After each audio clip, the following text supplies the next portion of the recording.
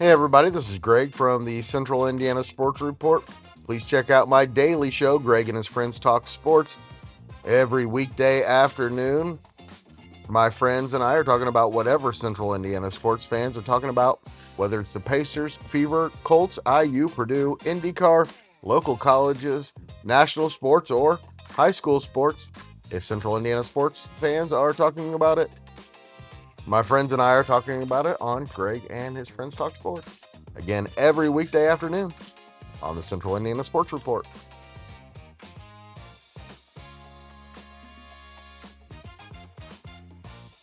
Welcome back, high school basketball fans, to the Central Indiana Sports Report for our boys basketball state finals recap and reaction podcast with Grant Shouse of the Action Sports Network. And Grant spent all day yesterday in Indianapolis watching high school basketball because that's what he does. And he saw Barr-Reeves, Parke Heritage, Cathedral, and Mount Vernon win state championships. And really an historic day for all four of those. Before we get to each game, Grant, give me your impression of the day, another state finals for you. I've been a part of so many of them that they kind of run together at some point in a way. Oh, yeah. And especially when you cover multiple sports, right? Like just four really solid games. Nothing will beat 2025 and those games in the state finals because all four games were absolute classic games and just great games. Two of the four came down to the last few minutes. The two in the 4A. The one in the 3A were games where they were really tight. They were really competitive in the fourth quarter. And then the eventual champion, Barr-Reeves and Cathedral, just ended up pulling away and winning. As we expected, we kind of predicted those two games exactly right, didn't we? I went 3-1 on the day, and I was one missed bounce away from going 4-0 and having Westview win. Well, and Grant, I was 4-0, and I picked Parke Heritage by a point, which is exactly what happened. I think you picked Westview by a point. I did. We were close, man. We were close. And it was that close. They did not disappoint. Just a real fun day of basketball. One of my favorite days of the year. I ran into Kyle Nedenrip yesterday, and we were talking, and I asked him, I go, is this your Super Bowl? And he goes, not really. I said, well, this has got to be one of like your 10 Super Bowls then. Right. Because this is just an amazing day of basketball. The atmosphere yesterday was really amazing. One of the more larger crowds I've ever seen for the night session. I think there were 11,000 people, which is probably a little less than last year's with Jeffersonville and Fishers, but still a really, really great crowd, a great atmosphere all day long. The Westview crowd was just unbelievable, just really incredible. One of the interesting things here I wanted to mention about the Westview crowd is that it's, of course, the very Amish contingent crowd. So Amish people, of course, don't use technology the way we use it. They obviously don't use Riverside and probably don't listen to the Central Indiana Sports Report.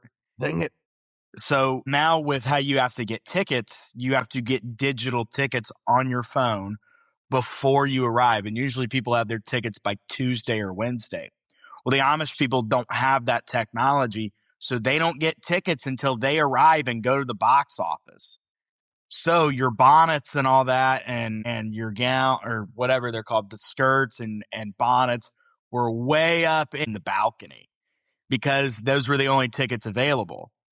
So I thought that was real interesting. I honestly didn't even take that into consideration. No, I hadn't thought about it till right now. Yeah, that was one of the neater things. But those people travel, man. I didn't see any horses and buggies, so they obviously had a bunch of vans that brought them down. All right, and speaking of big crowds, Barr-Reeves, first win of the day, their third boys basketball state championship, and again, really good fourth quarter down the stretch for them. They're a team that the tradition of that program is unlike any other small school in the state, where they just compete, and not just in basketball, but everything. They just compete. They know how to compete. Their kids know how to win. It's because all growing up, they're taught how to win. That's the thing. I think that's what separates them, is that they're taught how to win sports, not just basketball, just sports. Like their volleyball team won the 2A state championship this year. Their baseball won the state championship, I think, 2 years ago. And now their basketball wins their third ever one. Heath Howington, their coach, third different coach at Barr-Reeves to win a state championship in 11 years. Let that sink in. Amazing. Says so much about that little town. And it's one of those things where it's like you have a run where you win 3 state championships in 11 years and you do it with one coach, right? Because it shows that coach has built the program and all this. But they've had 3 different guys come in and win a state championship. That's just incredible. That is success that almost can't be measured anywhere else. And they do it going through the toughest path in Class A every year. They play in the toughest sectional in 1A, where that sectional has just dominated the southern part of the state. Where they didn't even win it last year. No, Orleans did, and Orleans won the state championship. That's right. So you have teams like Orleans who won it last year. Barr-Reeves just won it this year. North Davies won it in 2022. Lagode's won a state championship. It's just one of those things where that area is just a hotbed for basketball. Hoosier hysteria definitely still lives right there. And I listened to Brian Hughes, the old Barr-Reeves coach, talk the other day in an old interview. Or no, it wasn't him. It was actually Gene Miller at Washington. Gene Miller at Washington said that basketball in Davies County, where Barr-Reeves is, it's kind of frozen in time. Like it's kind of been the same thing for all these years. And I can tell you that, and I don't mean this in any disrespect to the people that come out and support at games in our area, like your Oak Hill fans or Madison Grant or Miss Sinawar, the program and the teams up here like they do down there. It's just a different animal. We have a lot of great crowds up here. I think of Frankton and Lapel in particular. Win or lose, every night those fans are there, and for good reason. Their teams win, and that community should be really proud of what it's done. There's no doubt. And they actually got off to a slow start in that game, in the 1A game against Triton, and were able to kind of chip away at the lead and get back. And it was an even game in the fourth quarter. I think Triton, they kind of rode the seesaw with them to start the quarter. And then it seems like in at least one game, there's one kid for a team. I mean, we won the state championship at Oak Hill. We had this. There's always one kid on the team who kind of becomes the unsung hero that comes out of nowhere and you don't expect. Well, Barr-Reeves had that. One of the guys off the bench, they had Corbin Boyd. All right, averages 2.5 points a game. Came in, scored 8 points in a row for Barr-Reeves, knocked down a couple big threes, got their crowd back into it. He finished with 11 points off the bench. He was the unsung hero for that Barr-Reeves team. They won by 13. So think about it. If he doesn't score 11, they still win by 2, right? They needed him. He helped them pull away down the stretch. And then Josh Miller, who ended up in the semi-state, was the kid that hit the shot to beat Liberty Christian. He really stepped up for them. He had 13 points. I think he had 8 rebounds. This is a Barr-Reeves team, Greg, that doesn't graduate a whole lot. They're bringing a lot of those kids back next season. So really, really excited to see what they can do. And I wouldn't be shocked if we're talking about them winning another state championship next year. Sounds like it. By the way, Corbin Boyd went on to win the Raycraft Mental Attitude Award as well. Yep. So very cool. Yep. And that's one of those things when those Barr-Reeves people go back and talk about this for years to come, they're going to say, man, that was great, but we may not have won that game if Corbin Boyd didn't step up. It's one of those things where the unsung hero, the unexpected guy comes in and makes plays on the biggest stage that wills you to a championship. And then the game of the day, even probably better than the 4A game, was the Class 2A game, which we all said, you and Michelle and I all said coming into the game, we have no idea. 1 point, one way or the other, and guess what? It ended up being 1 point. It was one of the greatest games I think I've ever been to. It certainly arguably in my top 5 of best high school basketball games I've ever been at. The finish was amazing. The atmosphere was amazing. Both crowds brought, both programs brought huge crowds, of course, probably the biggest crowds of any public school. I'm willing to say even more than Crown Point and Mount Vernon. It was a game where Parke Heritage got up early, and you're kind of thinking, man, like Westview is going to have to do some things here to stay in the game. Well, they did. They had to hit a bunch of threes. If they didn't hit a bunch of threes, they would have gotten ran out of the gym. It's just that simple. They connected on some big threes. The 3 kept them in the game. The fourth quarter, it was the Yoder show. Believe it or not, for Westview. Daniel Yoder hit 3 big threes. Carson Yoder, 5'5", little freshman, hit a big 3 as well. And then there's another Yoder that came off the bench, had a nice game hitting threes, Pierce Yoder. So, right. So of course them, and then the Grau kid was really good. Schleyball The 3 was really Yoders good. hit 8 3-pointers between them. And by the way, if you've ever covered Westview basketball, that does not surprise you at all. No, they're always full of Yoders on that roster. There's no way there's not ever been a Westview team that didn't have a Yoder. Seriously, there has been a Yoder, I think, on every single Westview roster ever. That's right. Barr-Reeves got Yoders here and there too. So a lot of credit to Parke Heritage and a kid named Trey Shelsky. 17 points he made, an unselfish play at the end of the game to give the ball to Isaac Pickle, I believe, who put it in it with 8 seconds to go. Westview called a timeout. It looked like Westview called a timeout, and they honored it as soon as the ball came out of the net. And there were about 10 seconds on the clock, and the clock ran down to about 8 seconds. They let the clock run longer than it should have. At least that's what I thought. So to recap the final sequence there before the game-winning shot, Westview had the lead in the ball. Schleyball had gone down on the previous possession for Westview and thrown down a dunk to give them the lead. Parke Heritage comes down and turns it over. Westview gets it back. Westview comes down and turns it over. And we thought the Westview kid was pushed out of bounds. There should have been a foul. Looking back at it on the replay, he just lost it off his leg. And they gave the ball back to Parke Heritage. Parke Heritage came down.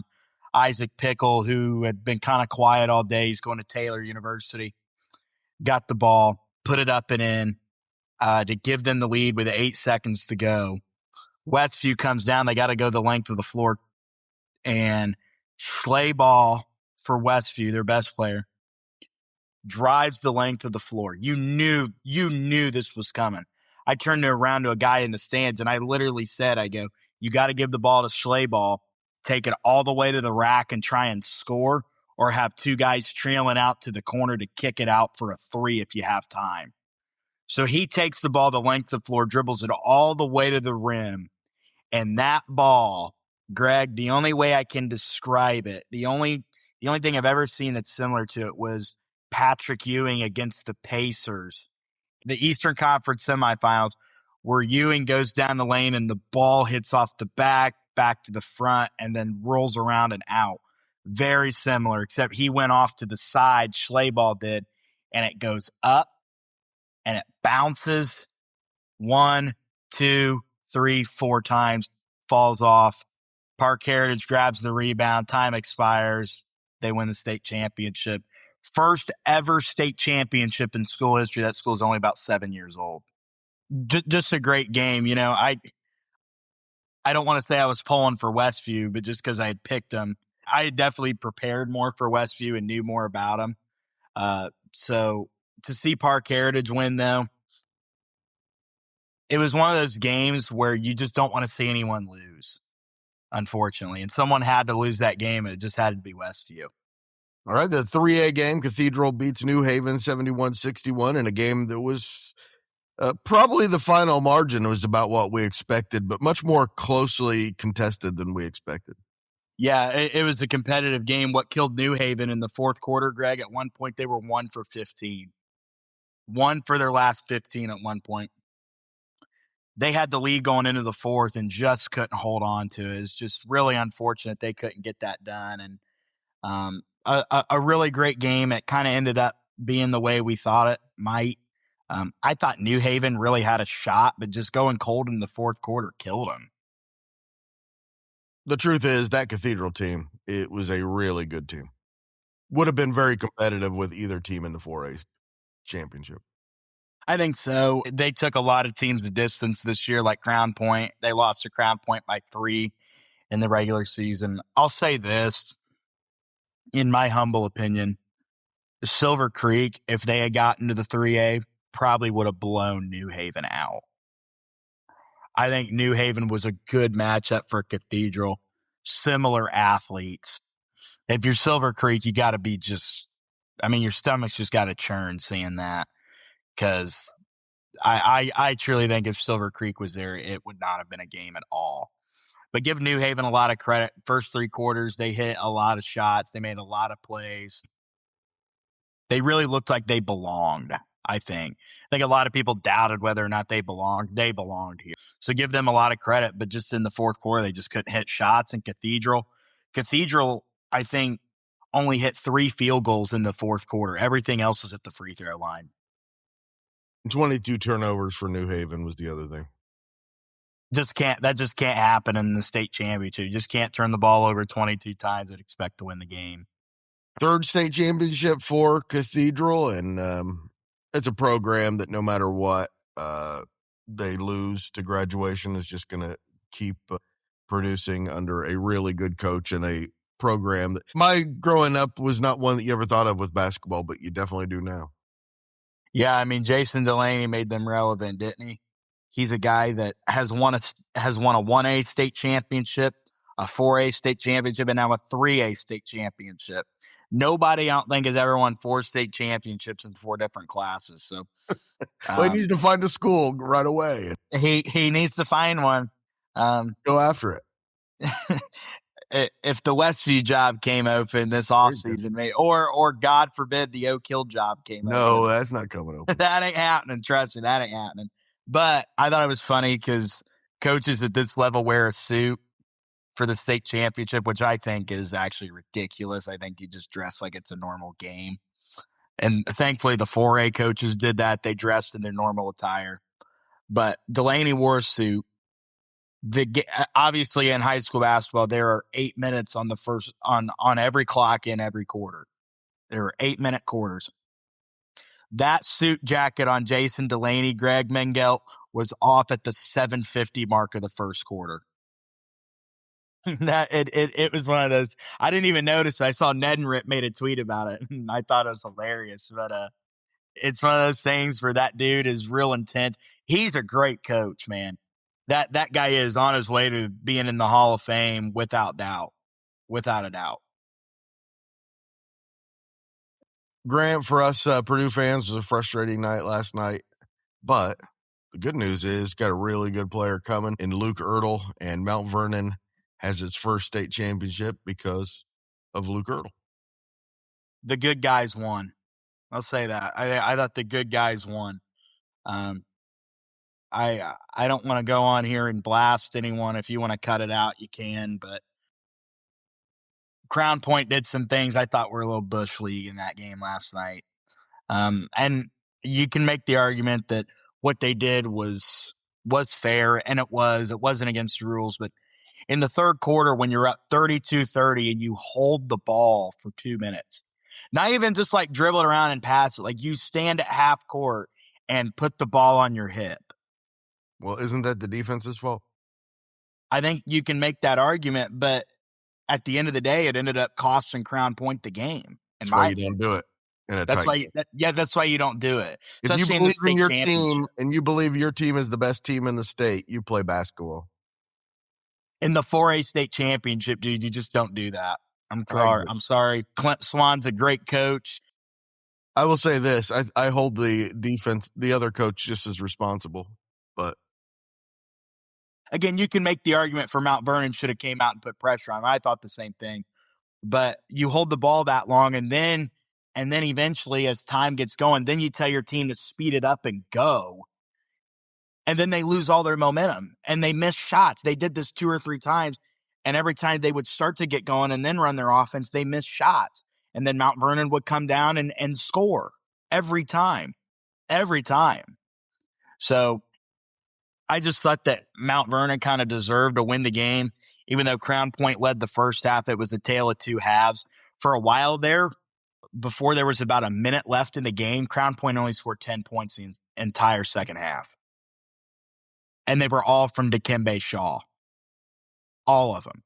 They scored 5 points in the fourth quarter, and they were all from Dikembe Shaw. So Ertl was great. He is as advertised.